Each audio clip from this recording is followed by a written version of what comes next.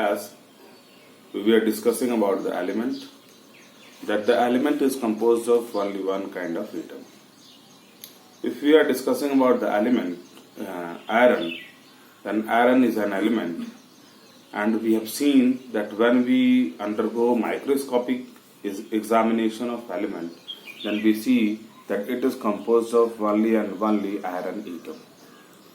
If the iron is composed of only one kind of atom, identical atom, that they are inseparable and they are purest substance known.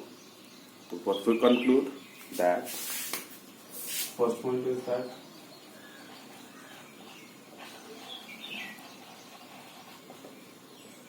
an element is composed of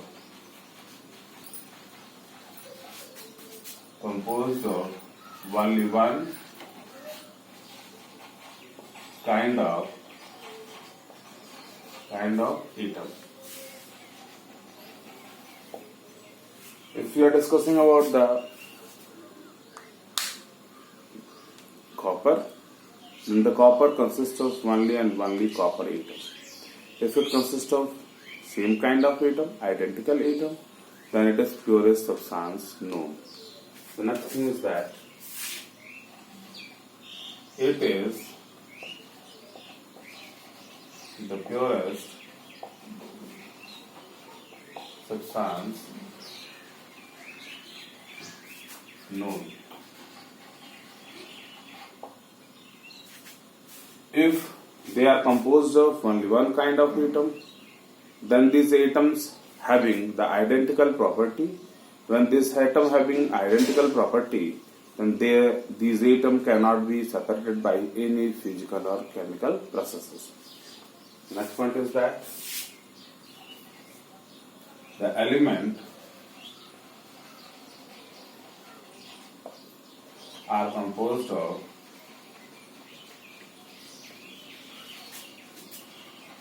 identical element,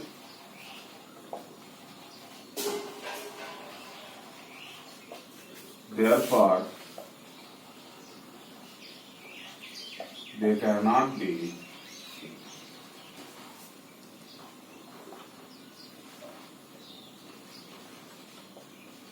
separated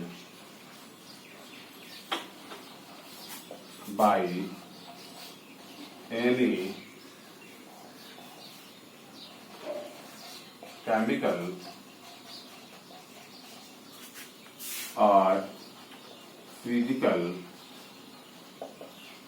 processes.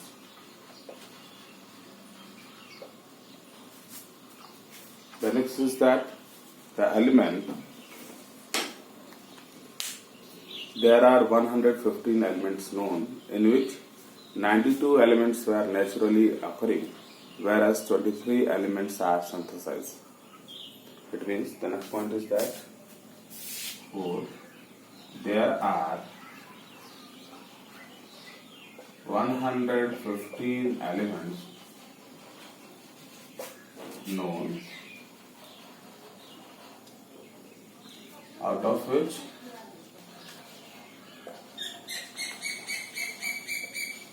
92 are naturally occurring,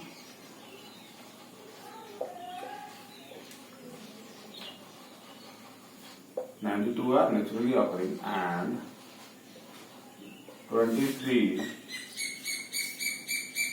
are artificial. That is, they are synthesized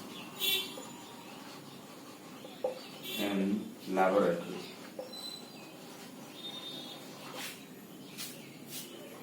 One 115 elements are known, out of which 92 are naturally occurring. It means they are in the nature and they are been discovered. Whereas 23 elements are synthesized. They are synthesized by the various processes. Such as, one example we have, such as radioactivity. It is used to synthesize new elements. But what we know here, 115 elements are known, out of which 92 are naturally occurring.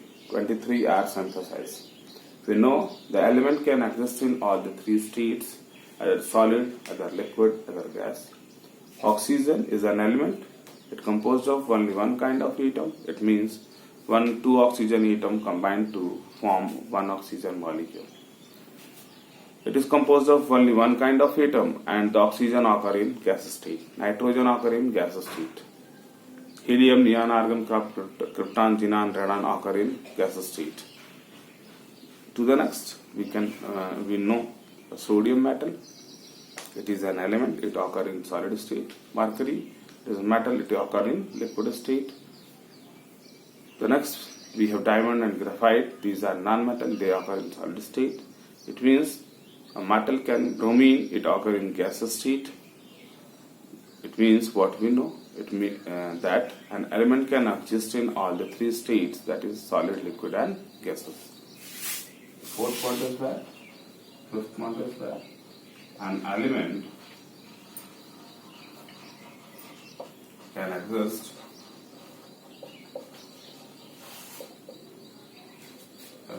in all three states, that is solid, liquid, and the next one is gas. It occurs in solid, liquid, and gas. We'll discuss the next one, that when this element combine together, then they give the various substances of this world. If we are discussing the glucose, then the glucose is formed when carbon combined with hydrogen combined with oxygen. When these three elements combine together, they form glucose. Water, when hydrogen element combined with oxygen, then it forms water. It means all the substance in this world is a result of either element, either they are the result of combination of element. So the next, all the substance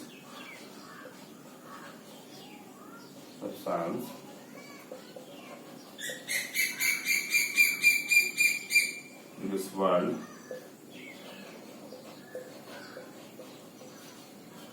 is either element or it is result of combination of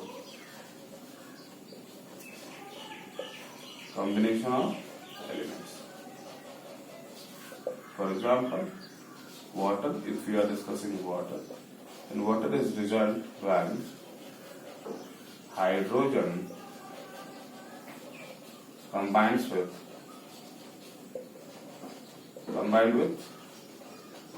oxygen, then water results. Here, the next we will discuss. We know elements can be represented by elements are represented by English alphabet, either by their first letter. For example, of English, for example, carbon is represented by C, and C represented by C. C is the first letter of carbon. Hydrogen is represented by H. H is the first letter of hydrogen. It means an element can be represented by the use of English alphabet. They are represented by their English name, first letter of their English name, or the first letter of their Latin name.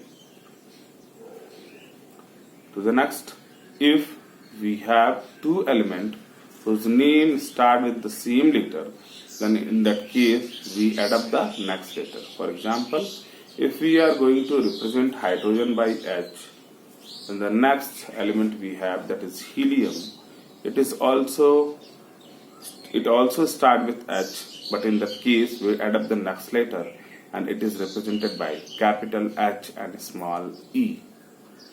To the next, if we talk about the lithium, lithium is represented by Li. If we are discussing about the iron, then its symbol is derived from its Latin name, that is ferrum. and it is represented by Fe. If we are discussing about the sodium, then the sodium is represented by Na, which is the first two letters of its Latin name, that is known as natrum. This is how we are going to represent the element by the use of English alphabet, by their English or Latin name, by the use of their first and next letter. To the next we will discuss that element can be categorized into three types, that is metal, non-metal and metalloid. We will discuss what is metal, but first of all we will discuss the physical property of the matter. Later on we will discuss the chemical properties. You know what are the physical properties?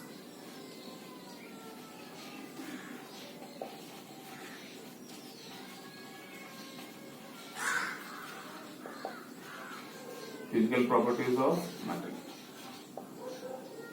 The first one, we know the metals are hard and they are good conductor of heat and electricity. But we will discuss the first. It has various properties. Metals are hard, metals are good conductor of heat and electricity. Metals are lustrous, metals are malleable, metals are ductile, metal have good tensile strength, they are shiny in appearance. These are the properties we will discuss one by one. The first property we will discuss that metals are malleable. Malleable, it means a metal is said to be malleable. It means it can be beaten down into thin sheet. If we have a block of metal and when we hammer it, on hammering it slowly converted into thin sheet. This property of the metal to be beaten down into thin sheet is termed as its malleability. Let us see. Metals are malleable. It means they can be beaten, they can be hammered down into thin sheets. The next we will discuss that the metals are ductile. What it means, what is ductility? It means if we have a block of metal, then we can draw it into thin wires. We see aluminum wire, copper wire, gold wire, silver wire. Why this is so? Because they can be drawn into thin wires. If we want to draw wood into wires, then it is not possible. It means wood is a non-metal and it is non-ductile, therefore it can't be drawn into thin wires. If you want to draw carbon into wires, it is impossible because that is non-ductile. What we know, ductile, it means the property of the metal to be drawn into thin wires, that is known as ductility. Next, metals are ductile. It means metal can be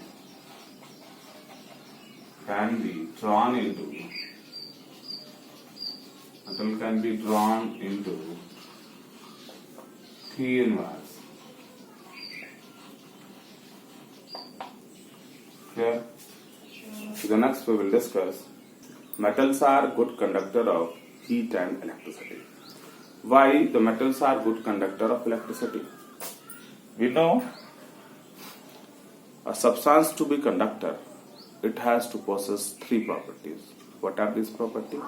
It contains charge. The next, these charges are mobile. The next, we have an potential gradient. It means if we have charge and the charges are free and we have applied potential gradient, then that substance will conduct electricity. Here are the three conditions. Let us see what is happening there. In case of metal, they are good conductor of electricity, they are good conductor of heat. Why it is so? Because they contain free electrons, and these free electrons are responsible for the conduction of electricity on application of potential gradient. The next, they are also responsible for the conduction of heat in case of metals. It means the electrons are responsible for the conduction of heat as well as electricity. Let us see. Metals are good conductor of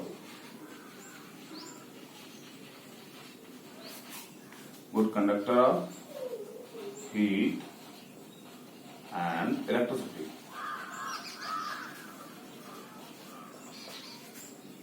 That is, they allow us the electrical current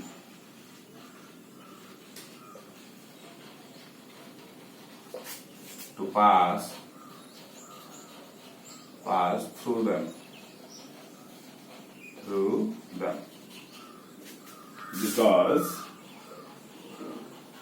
because they contain free electrons. Let us see. If we have a lamp here,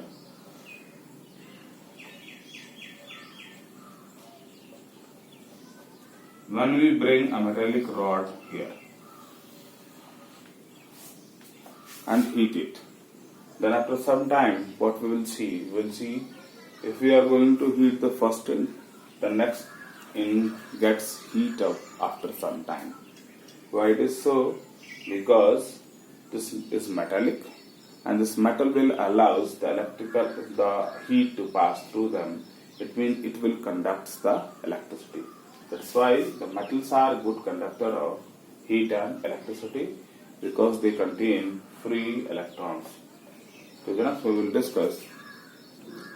Metals are lustrous. It means they have shiny appearance. To the next we will discuss. Metals are hard. Metal have good tensile strength. The first one.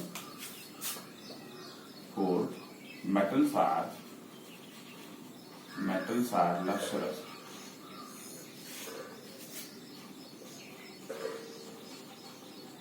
Means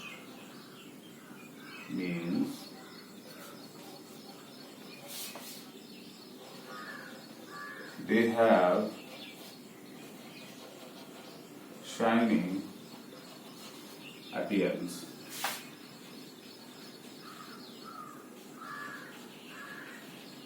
They have shining appearance due to presence of electron. To the next we will discuss. Metals are hard.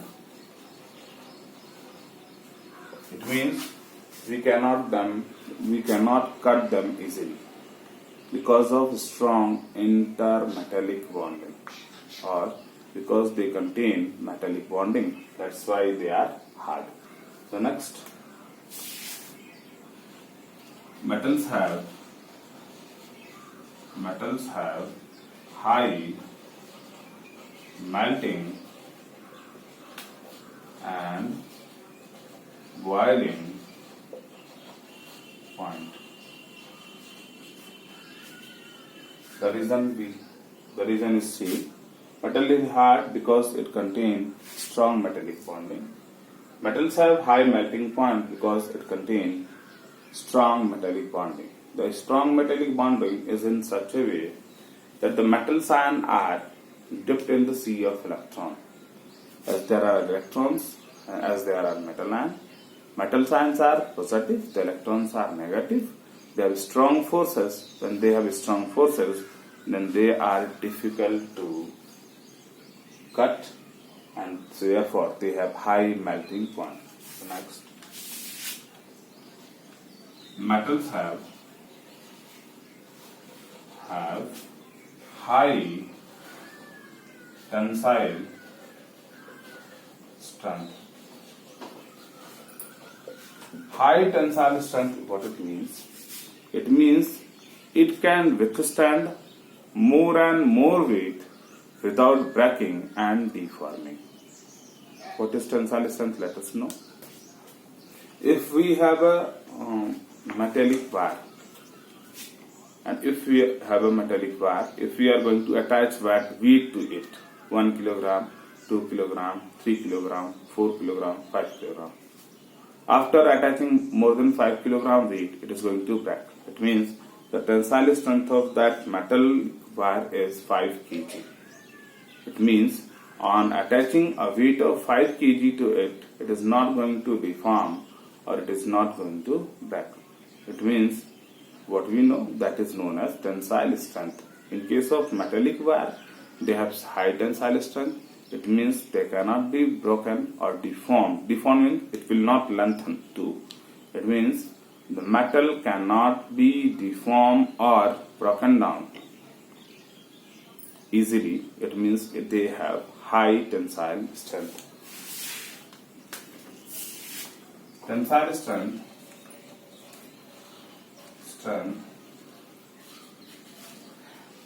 means the metallic wire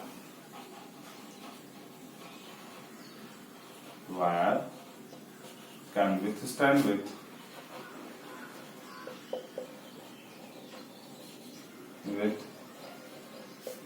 more weight without breaking and deforming.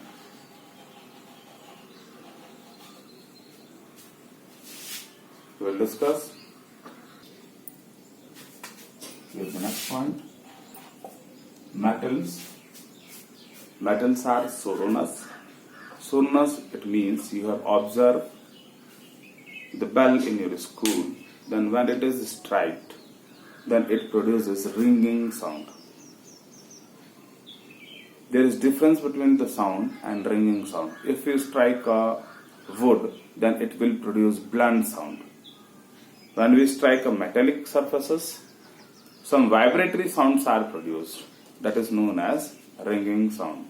It means the metals are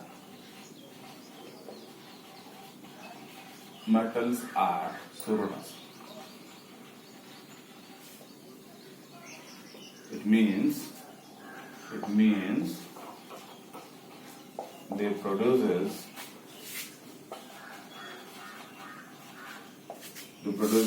ringing